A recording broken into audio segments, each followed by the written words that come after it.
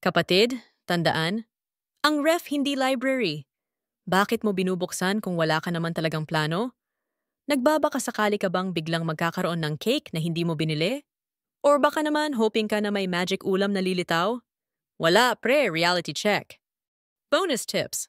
Alam mo ba, bawat bukas mo ng ref, dagdag sa kuryente yan. Para kang nagbabayad ng browsing fee sa curiosity mo.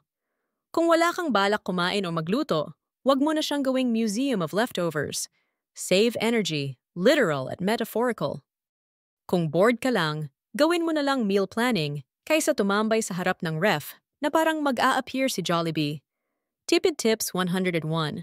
Huwag gawing entertainment hub ang appliances. Hayaan mo yung ref, may trabaho rin siya. Follow us for more financial savings tips and insights.